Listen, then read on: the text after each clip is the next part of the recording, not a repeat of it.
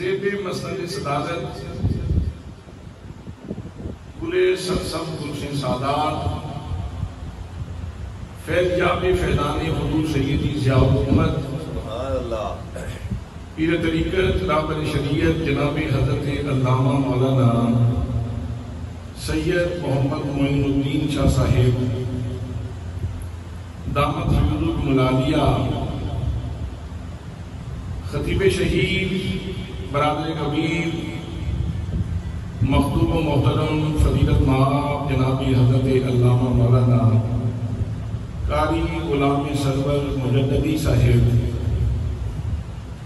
و دیگر مقتدر محتشم جی وقار کی احترام علماء کرام، معززین علاقہ، برادران اسلام، برادران طریقت، برادران محبت، السلام علیکم ورحمۃ اللہ وبرکاتہ۔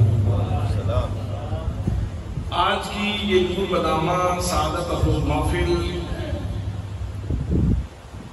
جناب چودھری میاں خان مرحوم و مقبول ان کے ایصال ثواب کے لیے ان کی روح الفتوح کو اس محفل کا ثواب پہنچانے کے لیے انعقاد پذیر ہے۔ ہم سب دعا کرتے ہیں کہ اللہ کریم مرحوم کے درجات بلند فرمائے اور ان کی اولاد کو، ان کے اعزہ اقارب کو اللہ کریم صبر جمیل کی توفیق نصیب فرمائے۔ اور جو کچھ میں آپ کی خدمت میں عرض کر رہا ہوں، اللہ کریم مجھے بھی اور آپ سب کو بھی اس کے اوپر عمل کرنے کی توفیق نصیب فرمائے۔ برادران اسلام، اللہ کی کائنات بڑی خوبصورت ہے۔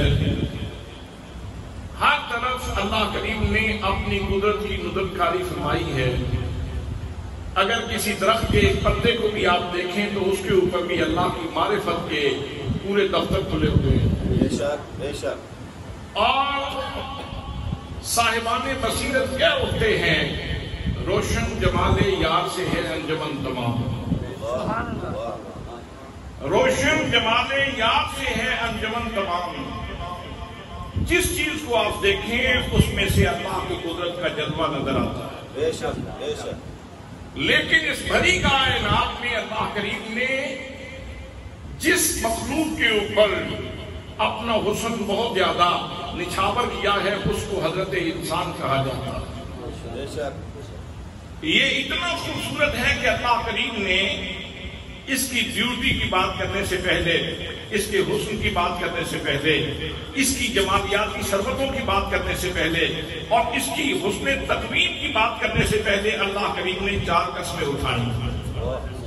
فرمایا والتین، مجھے انجیر کی قسم، والزیتون، اور مجھے زیتون کی قسم، وطور سینین، اور مجھے طور سینہ کی قسم جو میرے جلووں کی اماجگاہ بنا، وہذا البلد الامین، اور مجھے اس امن والے شہر مکہ المکرمہ کی قسم، بلد امین کی قسم جہاں مائی آمنہ کا لال آیا اور اس نے زمانے کو امن کا تحفہ عطا فرمایا، امن کی خیرات عطا فرمائی۔ 4 قسمیں اٹھانے کے بعد پھر ارشاد ہوتا ہے لقد خلقنا الانسان فی احسن تقویم، لام تاکید ہے، قد تحقیق کے لیے ہے، پھر جمع کا صیغہ ہے۔ ہم سب جانتے ہیں کہ اللہ کریم وحدہ لا شریک ہے، یکتا ہے، یگانہ ہے، واجب الوجود ہے، صمد ہے، بے نیاز ہے، لا شریک ہے، لا زوال ہے، لا یداد ہے، اس کے ایسا کوئی نہیں، اس کا ثانی کوئی نہیں، اس کا ہمسر کوئی نہیں، اس کا برابری کرنے والا کوئی نہیں۔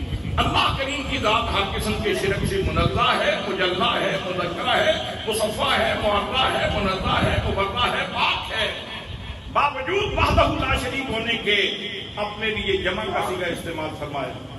4 قسمیں، پھر لام تاکید، پھر قد تحقیق کا، پھر جمع کا صیغہ۔ اتنی تاکیدیں ذکر کرنے کے بعد ارشاد فرمایا میں نے اس انسان کو بہترین تقویم کے اوپر پیدا فرمایا۔ سبحان اللہ۔ یہ تو ہے اس کے حسن ظاہر کی بات، حسن ظاہری کی، اس کی جمالیاتی ثروتوں کی بات ہے۔ اس کے ظاہر کو اللہ کریم نے اتنا خوبصورت بنایا ہے۔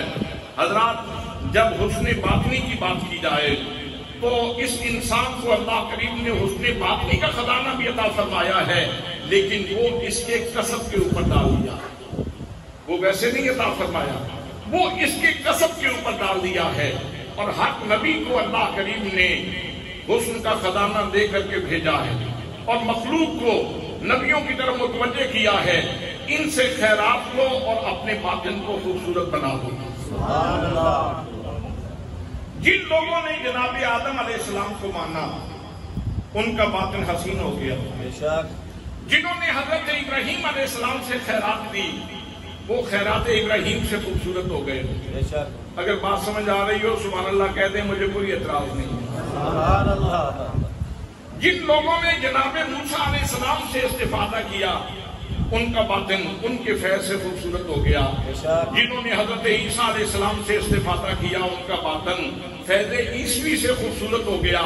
لیکن جب میری اور تیری بات آئی، امت محمدیہ کی بات آئی، باقی سب لوگوں کے جو حسن کے ذخائر تھے اللہ کریم نے کتابوں کی تختیوں کے اوپر رکھے اور کہا کہ یہاں سے لے لو، میرے نبی کی بارگاہ میں آؤ، یہاں سے استفادہ کرو اور اپنے آپ کو خوبصورت بنا لو، اپنے باطن کو سنوار لو۔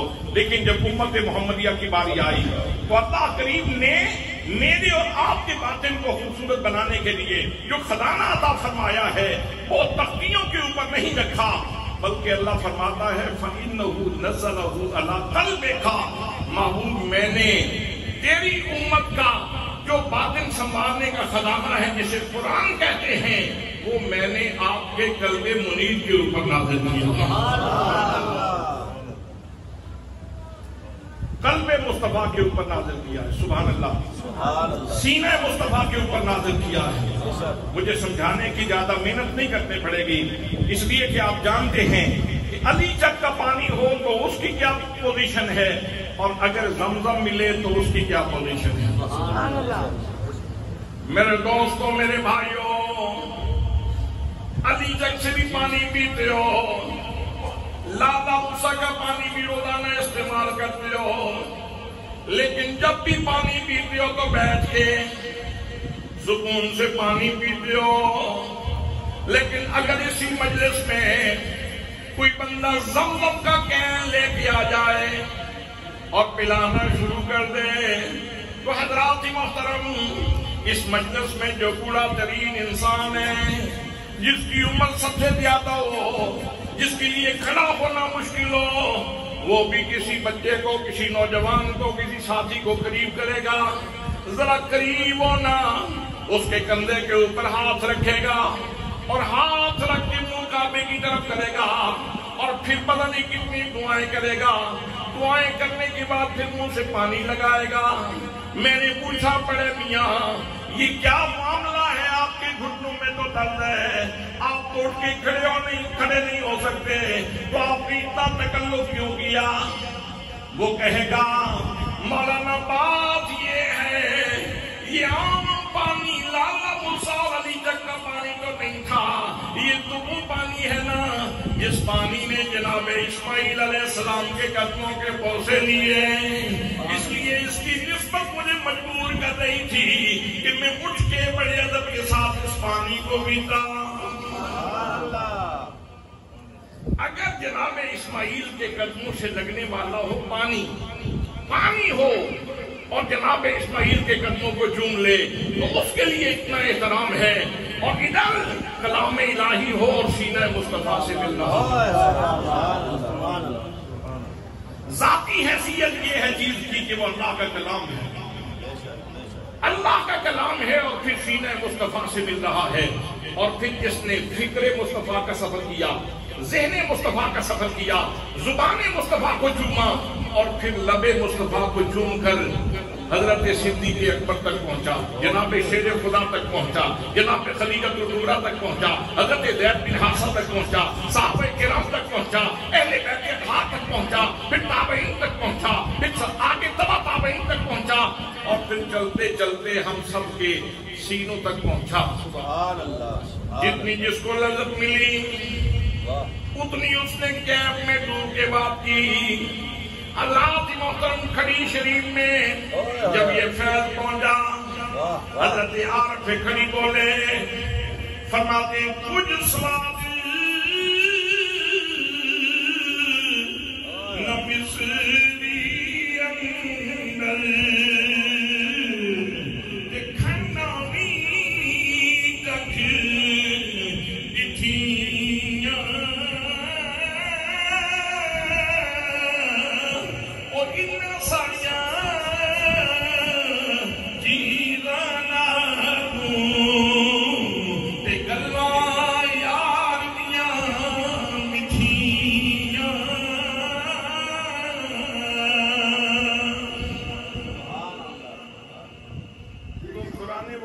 سارے کا سارا میرے اور آپ کے باطن کو سنوارنے کا ذریعہ ہے.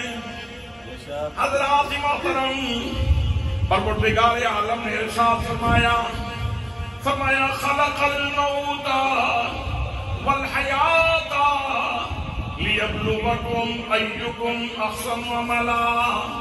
فرمایا میرے بندو اور قرآن کی تلاوت کرنے والوں، قرآن مقدس کے اوپر ایمان رکھنے والوں، قرآن مقدس سے لذت کشید کرنے والوں، یاد رکھو میں نے زندگی اس لیے پیدا کی ہے، میں نے موت اس لیے پیدا کی ہے، میں تمہیں دیکھنا چاہتا ہوں کہ تم میں سے اس نے عمل لے کے کون آتا ہے.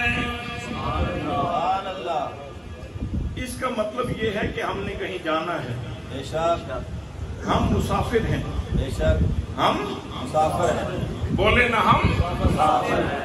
کوٹھیاں جتنی پکی بنا لیں، اچھے سے اچھا بے شک پتھر لگا لیں، لیکن جب وقت آئے گا وقت رحیل پہ، وقت رحلت پہ، وقت انتقال پہ، ضرور مسجد میں اعلان ہوگا کہ آج فلاں صاحب چلے گئے، آج اللہ کا فلاں بندہ چلا گیا، آج فلاں کا وصال ہو گیا، آج فلاں کا انتقال ہو گیا. حضرات محترم اعلان ہوتا ہے وصال ہو گیا، مطلب یہ کہ پہلی فرقت میں تھا، فراق میں تھا، اب اصل مقام پہ پہنچ گیا ہے. پہلے فرقت میں تھا، اب اصل مقام پہ پہنچا ہے. انتقال ہو گیا مطلب یہ ہے کہ اب اس نے دہلیز دنیا سے قدم اٹھا کر کے دہلیز برزخ پہ رکھ دیا ہے. یہاں سے منتقل ہو کر وہ اگلے جہان میں چلے گئے. جن لوگوں کو اس بات کا حقیقی شعور ہے حضرات محترم، وہ تو بیماری آنے سے پہلے بھی رات کو مصلی بچھاتے ہیں، اپنے رب کو یاد کرتے ہیں، دنیا کو مسافر خانہ سمجھتے ہیں، مصلی پہ آ کے اپنے رب کو یاد کرتے ہیں، اور ان کی روح پکارتی ہے، روح کہتی ہے میں بچھڑی روز مساق سیونی میں، بچھڑی روز مساق سیونی کرویت تبنیاں نالے چرخا کتان نالے یاد کران نالے چرخا کتان نالے یاد کران پین مہینہ جبنیاں. اگر کسی بھائی کو سمجھ نہ آ سکی ہو تو میں تھوڑی سی تشریح کر دیتا ہوں. روح اپنی سہیلیوں سے کہتی ہے نی میری سہیلیوں میں بچھڑی روز مساق سیو.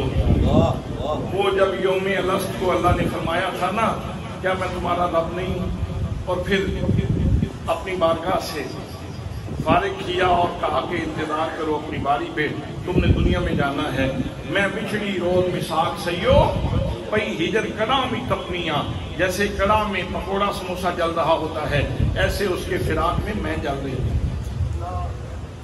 نہ چرخا کتان ڈیوٹیاں ہیں، ذمہ داریاں ہیں، وہ بھی ادا کرنی ہیں.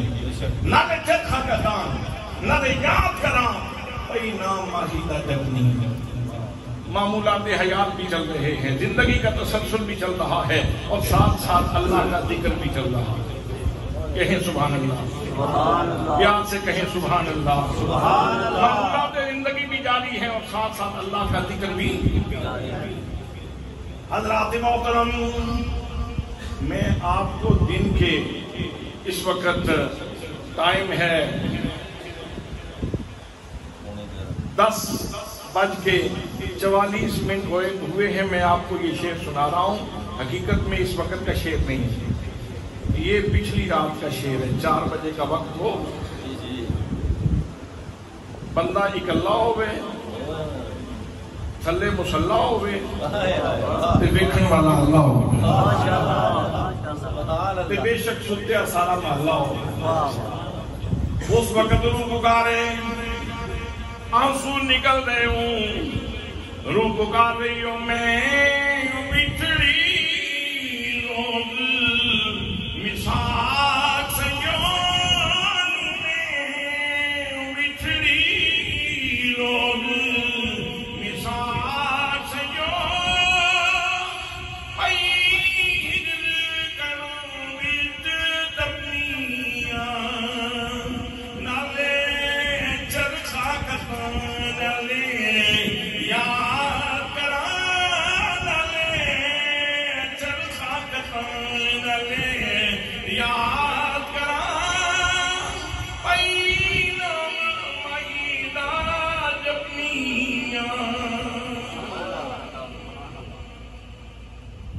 ایک درویش کو میں نے یہ شعر سنایا تو وہ مجھے کہنے لگے کہ مجھ سے بھی یہ تحفہ محبت لے لو. اگر آپ کہیں تو میں آپ کی خدمت میں پیش کر دیتا ہوں. شاید کسی کے دل کو گداز نصیب ہو جائے, سوغات محبت نصیب ہو جائے. وہ فرماتے ہیں قد قد کے جڑا توں ڈھیل آیا, یہ نمازیں روزے نیکا مال. فرماتے ہیں قد قد کے جڑا توں ڈھیل آیا, اس ڈھیر تے ورنہ ذرا ویکھی, متا آوے تکبر کچھ نہیں رہنا, اودے کرم جو کچھ نہیں لکھی. متا آوے تکبر کچھ نہیں رہنا, اودے کرم جو کچھ نہیں لکھی. جدوں گردن تو کھڑے جی تیرا, جدوں گردن تو کھڑے تیرا, اودے ہجری بال کے اگ سے کی. حضرات محترم, تو اللہ فرماتا ہے کہ میں نے موت و حیات کو پیدا کیا ہے اور میں دیکھنا چاہتا ہوں کہ تم میں سے حسن عمل لے کے کون آتا ہے. حسن عمل لے کے کون آتا ہے. اور پھر حضرات محترم, یہاں بے شک آزمائشیں آتی ہیں دنیا میں, آزمائشوں کو بھی دیکھو اور ساتھ ساتھ اللہ کے خزانے بھی دیکھو. سورج ہے روشنی کا منبع, لیکن ڈیوٹی اس کی کیا ہے؟ وہ انسان کی نوکری کے لیے ہے. چاند انسان کا نوکر ہے. درخت اپنے کندھے پہ پھل لے کے کھڑے ہیں, انسان کا انتظار کر رہے ہیں. انسان آئے, اپنی امانت کو وصول کرے اور ہماری معراج ہو جائے. سبزیاں اپنا نتیجہ لے کے انتظار کر رہی ہیں. انسان آئے, آ کے اپنی چیز وصول کرے اور ہماری معراج ہو جائے. بڑے بڑے پہاڑوں کے سینوں میں جو سونا پڑا ہے, جو دھات پڑی ہے, پہاڑ انسان کا انتظار کر رہے ہیں. انسان آئے اور اپنی امانت آ کے وصول کرے. چاقی کا سینہ ہو, ہمالیہ کا سینہ ہو, یا ماؤنٹ ایورسٹ کا سینہ ہو, یا کوستان نمک کا چوڑے والے پہاڑ کا سینہ ہو, اور پہاڑ انسان کا انتظار کر رہا ہے, انسان کی امانت لے کے کھڑا ہے.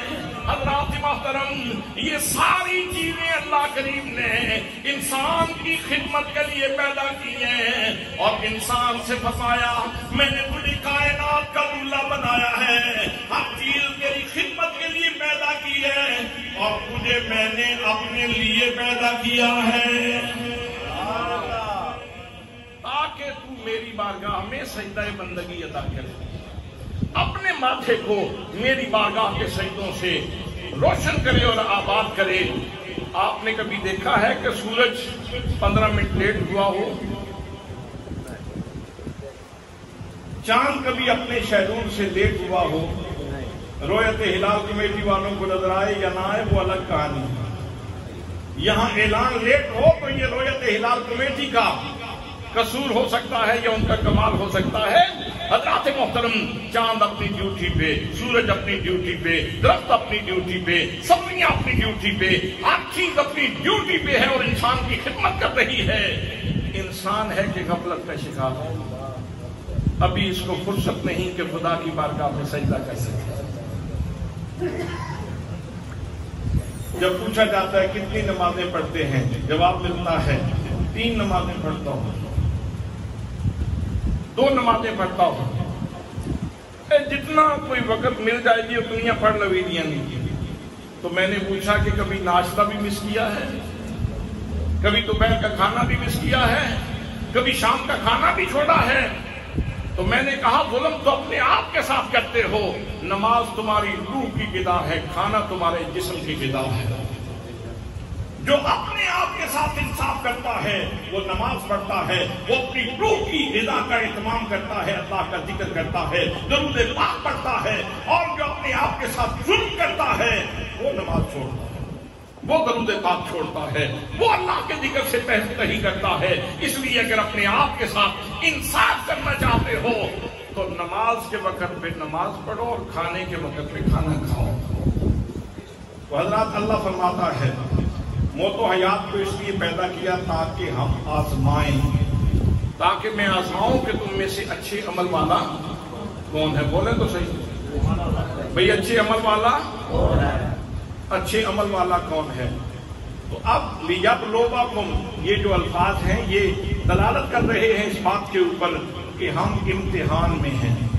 ہم بھائی بولے ہم سارے کے سارے امتحان میں ہیں۔ اور آپ نے دیکھا ہے کہ بچوں کے اوپر جب وہ امتحان دے رہے ہوتے ہیں تو ان کے اوپر نگران بھی مقرر ہوتے ہیں۔ ہم امتحان دے رہے ہیں، اگر ہم اس نگرانی کو سیریس طریقے سے دیکھ لیں تو ہماری نیندیں دور ہو جائیں، ہماری غفلت دور ہو جائے۔ حضرات محترم، اللہ کریم نے ہمارے اوپر جو نگرانی کا انتظام کیا، سب سے پہلا انتظام یہ ہے، فرمایا او میرے بندے میری نعمتیں کھانے والے، فرمایا انہو علیم بذات الصدور، فرمایا میرے بندے میں تیرا خود نگران ہوں، تیرے صرف ظاہری اعمال ہی نہیں، تیرے صرف ظاہر کے معاملات ہی نہیں، میں تو تیرے دل کی دھڑکنوں کو بھی جانتا ہوں۔ اگر آپ قرآن پاک پڑھیں تو قرآن مقدس میں ہر دوسری آیت تیسری آیت اس بات پہ ختم ہو رہی ہے کہ اللہ بصیر ہے، دیکھنے والا ہے، اللہ خبیر ہے، باخبر ہے، اللہ کریم شہید ہے، مشاہدہ فرمانے والا ہے۔ کہیں ارشاد ہوتا ہے وَهُوَ مَعَكُمْ أَيْنَمَا كُنْتُمْ، تم جہاں بھی جاؤ تو اللہ کریم تمہارے ساتھ ہے۔ کہیں ارشاد ہوتا ہے وَنَحْنُ أَقْرَبُ إِلَيْهِ مِنْ حَبْلِ الْوَرِيدِ، ہم تو تمہاری شاداب سے بھی قریب کرتے ہیں۔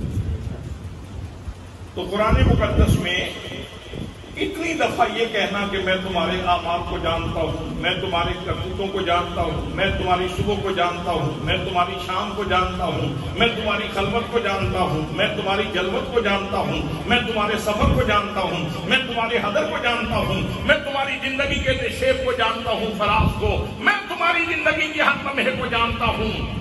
حضرات یہی وہ تصور تھا، جب لوگوں کا یہ تصور پختہ ہو گیا تو معاشرے کی تطہیر ہو گئی، معاشرہ پاک ہو گیا۔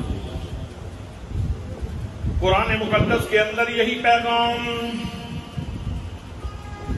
نماز کے اندر یہی پیغام، روزے کے اندر یہی پیغام ہے۔ حضرات محترم، نماز پڑھنے کے لیے ہم مسجد میں آتے ہیں، نبی پاک صلی اللہ تعالیٰ علیہ وسلم نے فرمایا ان تعبد اللہ کأنک تراہ فإن لم تکن تراہ فإنہ یراک۔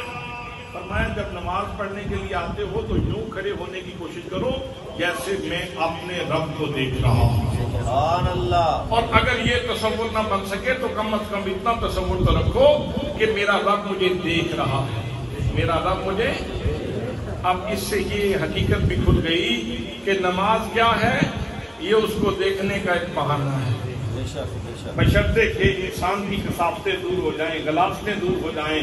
تو نماز پڑھنے والا اگر اسے پوچھا جائے کہ کدھر جا رہے ہو تو وہ کہہ سکتا ہے کسی کو دیکھنے کے لیے جا رہا ہوں۔ اور اگر یہ تصور نہ قائم ہو سکے تو کم از کم اتنا تصور تو رکھو کہ میرا رب مجھے دیکھ رہا ہے۔ اور یہ بھی کوئی چھوٹا تصور نہیں ہے کہ انسان نماز پڑھ رہا ہو اور ذہن میں یہ ہو شکر ہے میں مسکین تے سونے دی نظر ہے،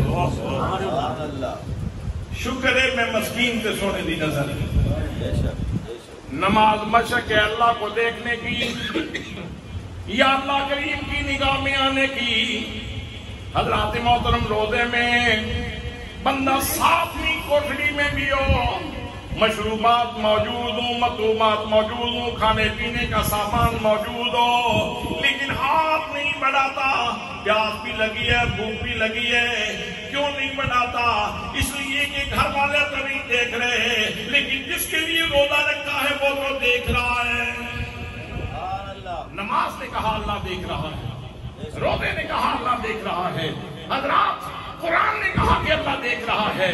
یہی وجہ ہے جب میرے آقا نے یہ سبق یاد کروایا تو معاشرہ پاک ہو گیا۔ وہ بات ہر بندے کو یاد ہے۔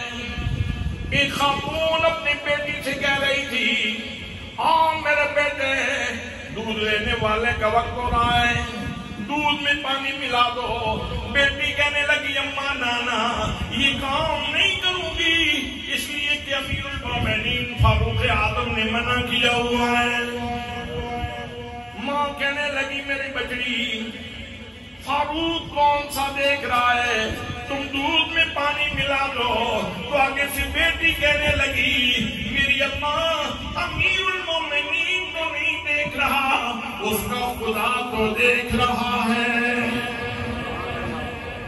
آج جتنی خرابیاں ہماری سوسائٹی میں، ہمارے سماج میں اور ہمارے معاشرے میں موجود ہیں، ان ساری خرابیوں کی وجہ یہ ہے کہ ہم یہ تصور بلا بیٹھے کہ اللہ دیکھ رہا ہے۔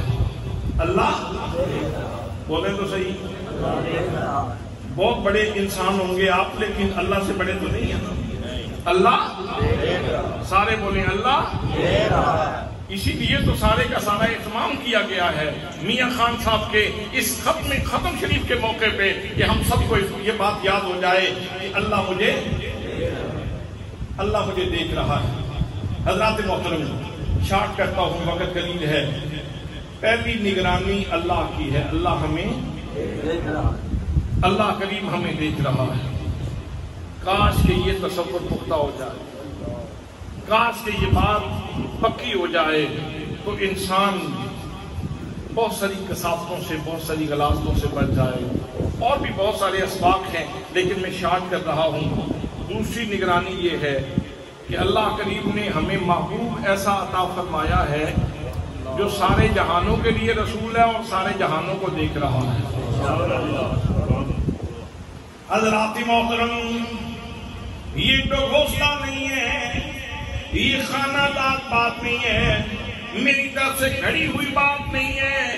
اللہ کا قرآن اٹھاؤ، اللہ کریم قرآن مقدس میں ارشاد فرماتا ہے، فرمایا یا ایھا النبی انا ارسلناک شاہدا، فرمایا موقع بتانے والے میرے محبوب، میں نے تجھے ساری کائنات کے لیے شاہد بنا کر کے بھیجا ہے۔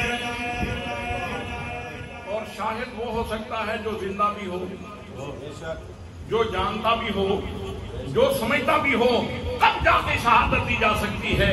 حضرات محترم ویسے شہادت نہیں دی جا سکتی۔ اس کے ساتھ ایک آیت اور سماعت فرما لیں۔ اللہ کریم قرآن مقدس میں دوسرے مقام پہ فرما رہا ہے، فرمایا لقد جاءکم رسول من انفسکم عزیز علیہ ما عنتم، فرمایا اور لوگوں تمہارے پاس شان والا رسول آیا ہے، وہ جنوں میں سے نہیں، وہ فرشتوں میں سے نہیں، وہ انسان ہے لیکن بے مثل انسان ہے۔ بے مثلیت کی شان یہ ہے عزیز علیہ ما عنتم۔ کوئی لالا موسیٰ میں رہتا ہو گجرات میں، کوئی اسلام آباد میں رہتا ہو جیلم میں، کوئی صادق آباد میں رہتا ہو وزیر آباد میں، کوئی اسلام آباد میں رہتا ہو یا کسی اور کونے میں یا دنیا کے کسی ملک میں، اللہ فرماتا ہے جب تمہیں تکلیف ہوتی ہے تو میرے نبی کے اوپر گراں گزرتا ہے۔ بھئی اتنا احساس آپ کا تیز نہیں، اتنی جلدی آپ کو احساس نہیں ہوتا جتنی جلدی مصطفیٰ کو احساس ہوتا ہے۔ سبحان اللہ، اتنا گہرا تعلق اللہ نے اپنے رسول کے ساتھ ہمارا جوڑ دیا۔ پھر قرآن کی آیت اور سن لیں، النبی اولیٰ بالمؤمنین من انفسہم، نبی مومنوں کی جانوں سے بھی زیادہ قریب ہے۔ آج تک دنیا یہ نہیں بتا سکی کہ جان کتنی قریب ہے۔ ایک بندہ پہاڑ سے گرا بچ گیا، چارپائی سے گرا مر گیا، پتہ یہ نہیں چل سکا کہ جان کتنی قریب ہے۔ تو وہ رسول جو جان سے بھی زیادہ قریب ہے وہ کتنا قریب ہو۔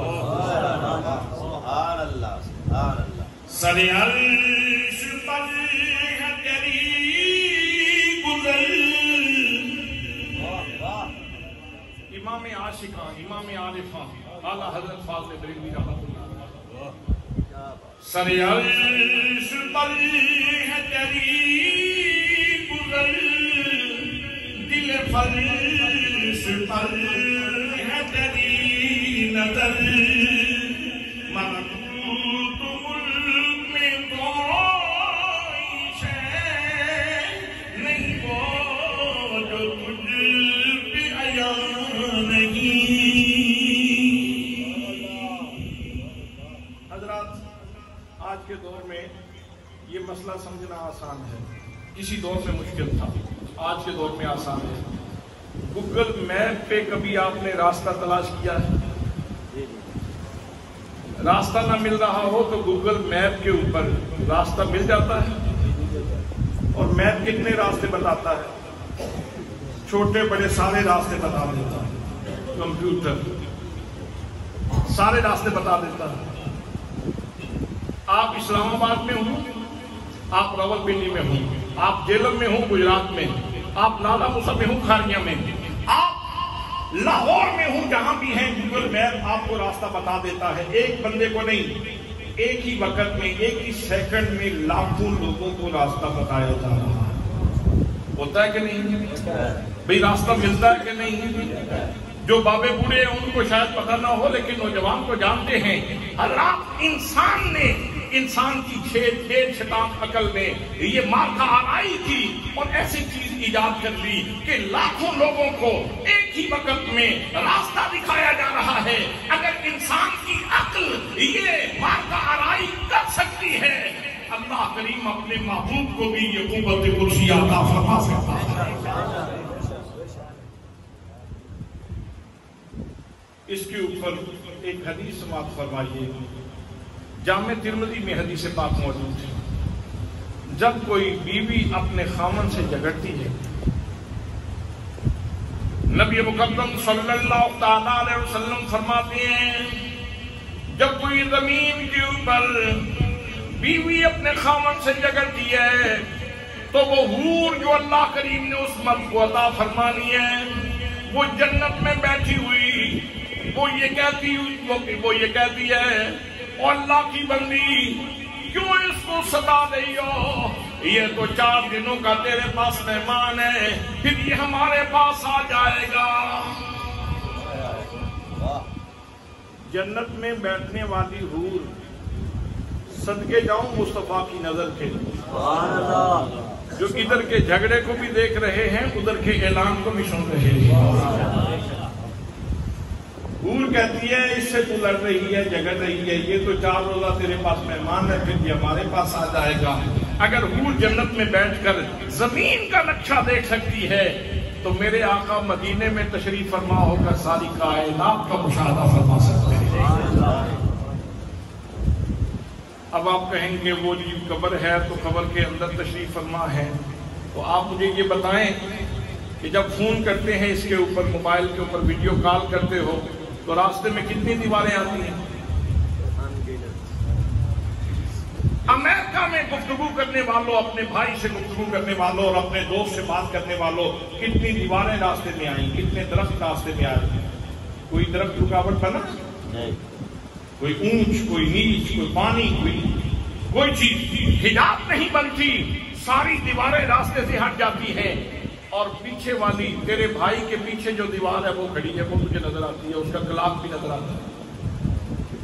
آپ کو سمجھ آ رہی ہے میری بات؟ یہ کیسے ہو گیا؟ یہ کیسے ہو گیا یار؟ وہ راستے میں میرے دوسرے بھائی کا مکان بھی تھا, دوست کا مکان بھی تھا, محلے داروں کے مکانات بھی تھے, پھر راستے میں آگے دوسرا شہر, پھر تیسرا شہر, پھر چوتھا شہر, پھر ایک ملک, پھر دوسرا ملک, پھر تیسرا ملک, پھر بر اعظم. حضرات محترم, بر اعظموں کو کراس کرتے ہوئے راستے میں کوئی دیوار نہیں رہی, کوئی درخت نہیں رہا, کوئی سمندر نہیں رہا, ہر چیز تیرے راستے سے ہٹ گئی. اور جس سے تو بات کرنا چاہتا ہے, جو تیری مراد ہے, اس کے پیچھے والی دیوار نظر آ رہی. یہ کیسے ہوا؟ آپ کہیں گے انسان کا کمال ہے. کس کا کمال ہے؟ انسان کا بولے تو صحیح نا، انسان کا کمال ہے، لیکن یہ سیدھا انسان کا کمال نہیں ہے۔ انسان کی کھوپڑی میں جو 1.5 چھٹانک عقل رکھی ہے، یہ میرے مالک نے رکھی ہے، یہ میرے مالک نے رکھی ہے۔ اگر انسان کو 1.5 چھٹانک عقل دے کر اس سے اتنی بڑی چیزیں نمایاں کر سکتا ہے، دکھلا سکتا ہے، تو وہ اگر چاہے تو اپنے نبی کے سامنے سے سارے حجابات اٹھا دے اور سب کچھ دکھلا دے، تو اس میں حرج والی کون سی بات ہے؟ سبحان اللہ، بے شک سبحان اللہ۔ اسی لیے تو اعلیٰ حضرت فاضل بریلوی رحمۃ اللہ تعالیٰ علیہ فرماتے ہیں، دور و نزدیک سے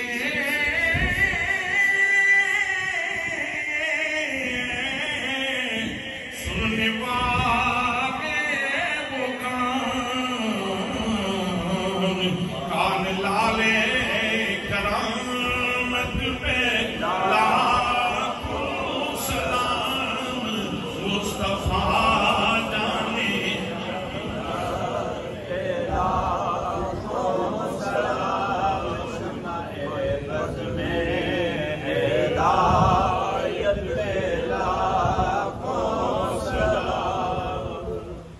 حضرات، میرے آقا نماز پڑھا رہے ہیں، کسی بندے سے غلطی ہو گئی، بخاری کی حدیث سے بات، کسی بندے سے غلطی ہو گئی، کوئی پچھلی صف میں تھا، نبی مکرم صلی اللہ تعالیٰ علیہ وسلم نے نماز مکمل فرمائی، میرے آقا فرمانے لگے، فرمایا واللہ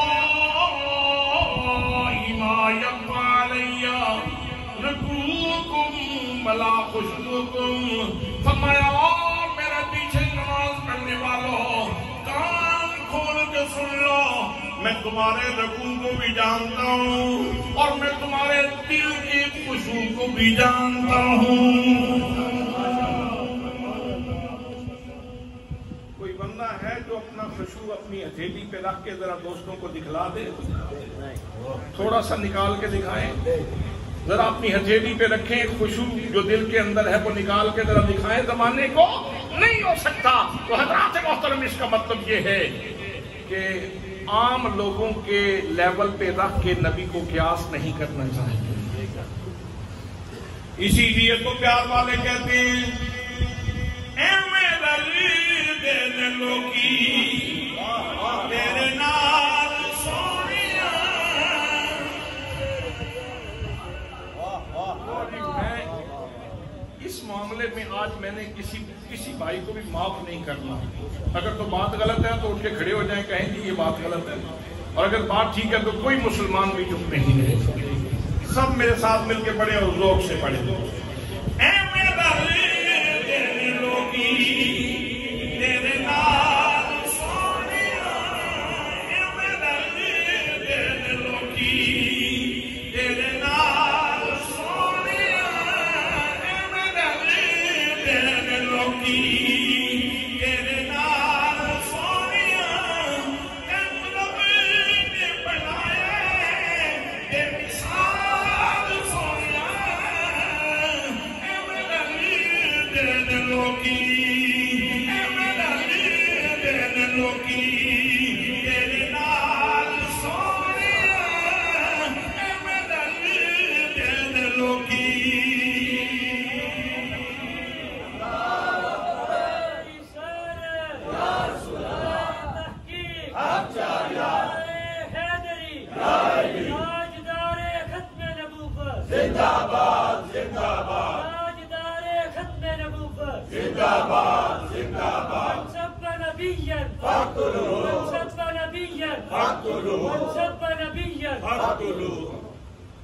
تو حضرات، اللہ بھی نگران ہے اور اللہ کا رسول بھی نگران ہے، اس لیے کوئی بھی کام کرنا ہے تو سوچ لو کہ یار اللہ دیکھ رہا ہے اور اس کا رسول دیکھ رہا ہے،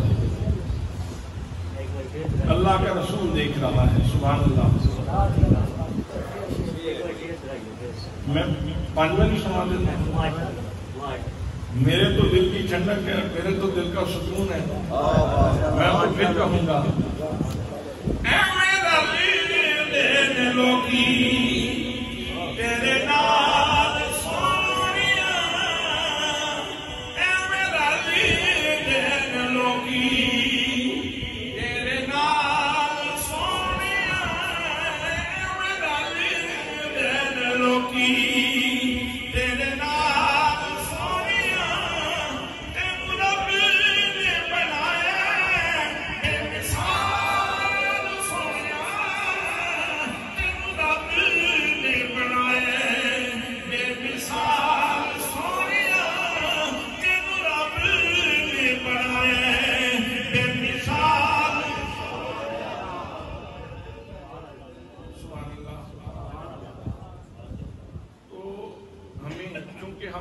امتحان میں ہیں، اور اللہ بھی نگران ہے اور اس کا رسول بھی نگران ہے۔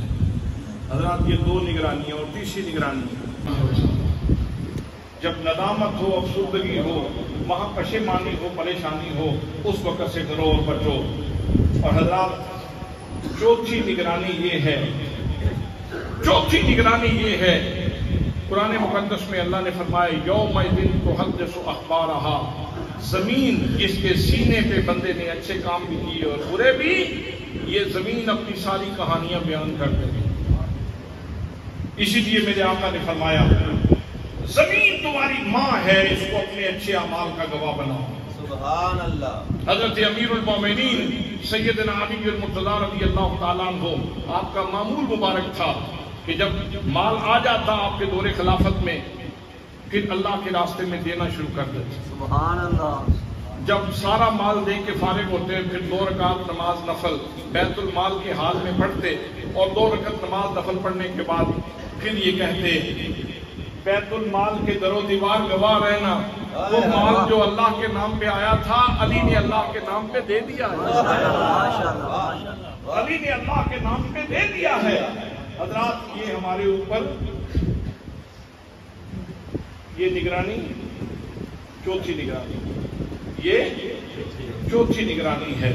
اور 5ویں نگرانی یہ ہے، فرمایا یوم تشہد علیہم السنتہم وایدیہم وارجلہم بما کانوا یعملون۔ آج جب پھنس جائے تو زبان تیری ترجمان بن جاتی ہے، جھوٹ بول کے تجھے کبھی بچانے کی کوشش کرتی ہے، لیکن سن جب خدا کی کچہری لگے گی، داور معاشر کی کچہری لگے گی، تو پھر زبان خود کہے گی، یہ خود بولے گی تو نے تو اس لیے دی تھی تاکہ یہ قرآن پڑھتا، یہ تو جھوٹ بولتا رہا، یہ تو غیبت کرتا رہا، یہ تو لوگوں کو گالیاں دیتا رہا، یہ تو لوگوں کو اذیت پہنچاتا رہا، یہ تو رشتے کاٹتا رہا۔ اپنی تیز زبان سے اس نے کتنے رشتے کاٹ دیے۔ حضرات محترم، اس لیے میرے آقا کریم صلی اللہ تعالیٰ علیہ وسلم نے اور آپ کے اوپر اترنے والے قرآن پاک نے ہمیں یہ سبق دیا کہ اس زبان کو اچھا استعمال کرو، اس کا ہاتھوں کا اچھا استعمال کرو، وگرنہ ہاتھ کل مخالف ہو جائیں گے، پاؤں مخالف ہو جائیں گے۔ جن کے سہارے پہ چل کے دور دراز کا سفر کیا کرتا تھا، یہی پاؤں مخالف ہو جائیں گے۔ حضرات محترم، یہ 5ویں نگرانی ہے۔ اور 6ٹھی اور آخری نگرانی یہ ہے کہ جن لوگوں کے درمیان کوئی کام کیا ہے وہ لوگ بھی کل گواہی دیں گے۔ کتنے لوگوں میں نے یہ جو کچھ بیان کیا ہے، مجھ سے پوچھا جائے گا کہ ریاکاری کی تھی، دکھلاوا کیا تھا، تصنع تھی، بناوٹ تھی، یا جو کچھ کہا ہے اخلاص سے کہا ہے؟ لوگوں سے بھی پوچھا جائے گا۔ یہ جب آیا تھا تصنع کے لیے کر رہا تھا، بناوٹ کے لیے کر رہا تھا؟ حضرات محترم، اسی لیے میرے آقا نے فرمایا اگر غلطی ہو جائے تو لوگوں کو نہ بتایا کر، مسجد کے کونے میں، کہیں گھر کے کونے میں بیٹھ جا، مالک کی بارگاہ میں معافی مانگ، مالک کی بارگاہ میں معافی مانگ لے، تیرے اوپر مہربانی ہو جائے گی، کرم ہو جائے گا۔ حضرات محترم، ہم امتحان میں ہیں اور اتنی نگرانیاں ہمارے اوپر موجود ہیں۔ جس بندے کے اوپر اتنے نگہبان ہوں، اتنے نگران ہوں، وہ پھر غلطی کرے تو عجیب بات ہے۔ اقبال قلندر لاہوری نے کہا تھا تو غنی اذہب عالم من فقیر، روز محشر عذر ہائے من پذیر۔ تو غنی ہے دونوں جہانوں سے، من فقیر اور میں فقیر ہوں، روز محشر عذر ہائے من پذیر، روز محشر میری معذرت کو قبول کر لینا۔ ور حسابم را ناگزیر از نگاہ مصطفیٰ پنہا بغیر۔ یا اللہ، پہلی بات تو یہ ہے کہ مجھے معاف کر دینا، میرا حساب نہ لینا، اور اگر ضروری حساب لینا ہونا تو پھر مصطفیٰ کریم کی نگاہ سے ذرا پوشیدہ رکھ لینا، مجھے میرے نبی کے سامنے شرمندہ نہ کرنا۔